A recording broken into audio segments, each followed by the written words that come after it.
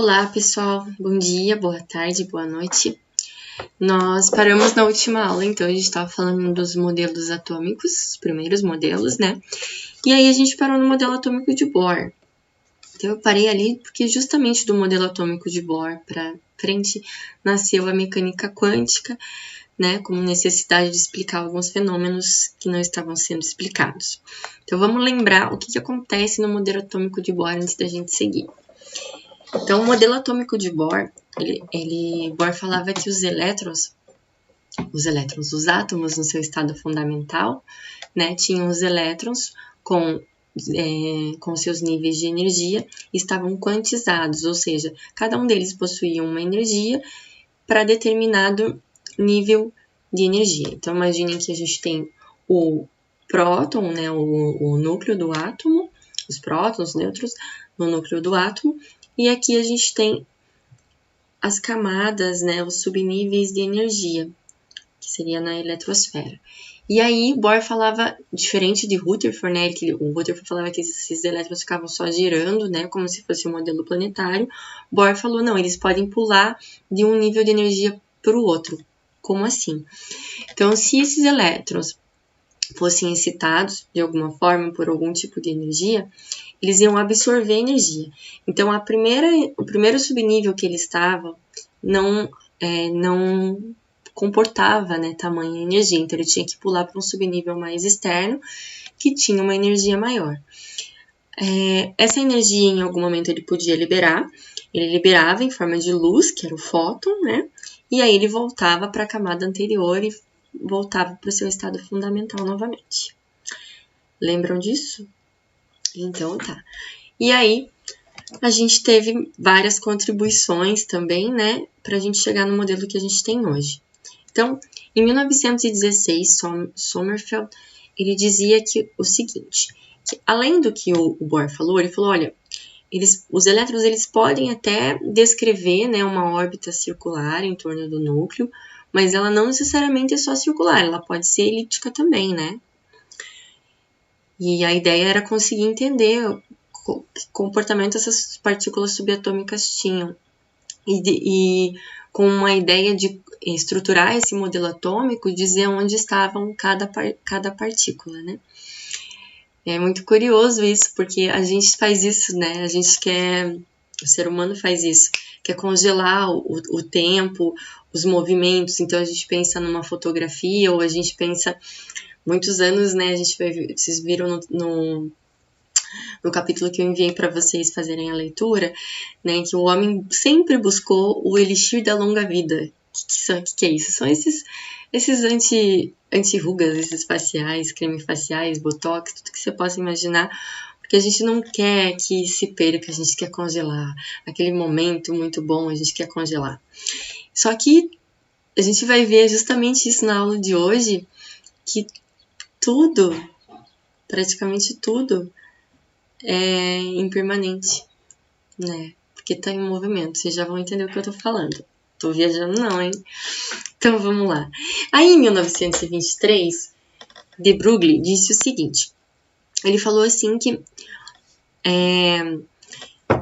o elétron ele ia se comportar tanto como onda quanto partícula. Porque nessa época a gente já tinha as noções, né?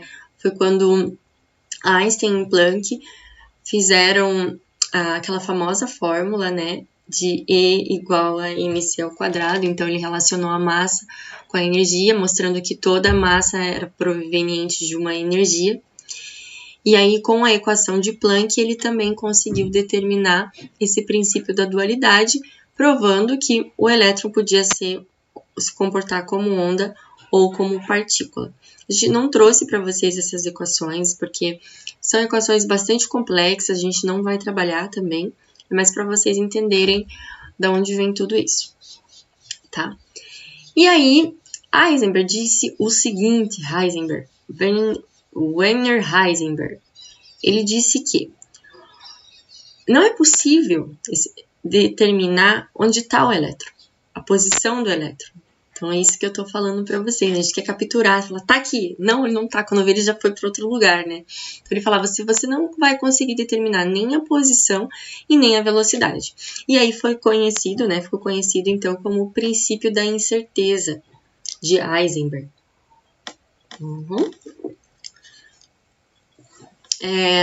Eu não coloquei em forma de linha do tempo aqui, porque eu queria explicar melhor o que Schrödinger disse. Ele disse um ano antes, em 1926. Então, o que ele falou?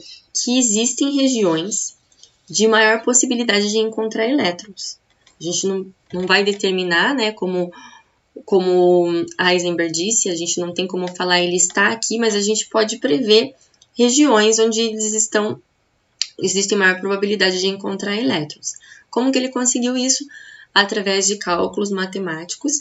E aí ele demonstra, né, que essas regiões elas podem ter alguma forma geométrica. E aí, para isso, ele denominou de orbitais atômicos, ó. Então, o orbital atômico é essa região. Aqui eu trouxe umas imagens, mas eu já vou fazer uns esboços com vocês para a gente poder entender melhor. Mas o que ele diz, então? Aqui, ó, onde tem mais intensidade de cor, aqui, ó, é como se fosse uma esfera, eu tenho possibilidade de encontrar elétron. Aqui também, ó, nessa intensidade de cor também, é onde os elétrons estão vibrando tudo por aqui, ó. E aqui nesses nós, né, a gente pensar que eles são ondas, nesses nós a gente não consegue encontrar elétron, tá? Outra coisa que ele falou também foi o seguinte, ele conseguiu, né, daí dentro, a gente já sabia mais ou menos isso, mas não tinha sido provado, né? Ele conseguiu provar, através dos cálculos matemáticos, que quanto mais distante do núcleo o elétron, maior energia ele vai ter. Então, aqui ele faz uma relação da probabilidade de elétrons, né, e a distância do núcleo. Então, os elétrons que estão para cá, eles estão mais distantes dos que estão aqui, né? Então, eles têm mais energia. É isso que ele fala. Bom, então, como são esses orbitais atômicos? Esses orbitais atômicos a gente vai estudar 4, né? Mas não aprofundados, a gente vai utilizar eles mais para fazer distribuição eletrônica. Eu só quero que vocês entendam, né, de onde eles vêm e tal. Então, eles são 4. Eles são conhecidos como orbital S, P, D e F, né? Cada um deles tem uma forma geométrica, digamos assim, de acordo com os cálculos de Schrödinger. Aí, vocês imaginem aqui, vem comigo nessa ideia. A gente tem o eixo Y, né? O eixo Z e o eixo X, né? Estamos nesse plano 3D aqui. Então, imagine um átomo e aqui está o núcleo desse átomo. O que ele tem? Ele tem elétrons que provavelmente estão próximos ao núcleo. Então, eu vou colocar... Opa, deixa eu ativar a caneta aqui. Vem comigo. Eu vou colocar um elétron aqui. O que o elétron é? Ele é onda. O que mais que ele é? Ele é partícula. Ora onda, ora partícula. Então, ele está vibrando, ele não fica parado. Ele não fica parado. Não é possível determinar a posição dele. Não é possível determinar a velocidade dele. Tudo isso que a gente viu hoje, né? Então, o que é possível? Olha, ele tá por aqui, né? Ele tá por aqui, ele tá por aqui, ele tá aqui, ele não vibra, ele vibra em todas as direções. Então, ele tá por aqui. Ele pode estar mais longe também, ele pode estar aqui. Ele pode vibrar para cá, ele pode vibrar aqui. Se ele tiver mais energia, ele vai estar mais longe do núcleo. Então, ele vai vibrar, vai vibrar, vai vibrar, vai vibrar, vai vibrar, vai vibrar. Vai vibrar para cá, vai vibrar aqui. É para ser um círculo. Gente, eu não sou muito boa para desenhar. Imagine nessa ferramenta aqui que eu tô com o mouse, mas vamos lá. Acreditem nisso. Então, aqui existe uma outra região. O que é isso que eu tô fazendo? É a movimentação do elétron. O elétron está se movimentando. Ele está se movimentando, ele está se movimentando. Mas o que é isso? É um orbital. Então, um orbital que tem esse formato esférico. Esse orbital é chamado de orbital S. Como ele está mais perto do núcleo, está na primeira camada, ele é conhecido como 1s. E aqui, esse daqui está mais distante. Então, eu consigo encontrar elétrons nesse orbital aqui. Nessa região em branco eu não consigo, não tenho grandes probabilidades de encontrar. E nessa outra região aqui, aí eu tenho possibilidade de encontrar, então eu vou chamar ela de 2s. Então, é o subnível. Aqui a gente tem S como sendo o orbital, né? E aqui 1, a camada de 2s, tá? Isso também pode acontecer em outros formatos. Por exemplo, o orbital P, ele não tem esse formato esférico. Então, isso pode acontecer em torno dos outros 3 eixos, né? Aqui tem um elétron que vibra, vibra, vibra, vibra, vibra, vibra, vibra, vibra.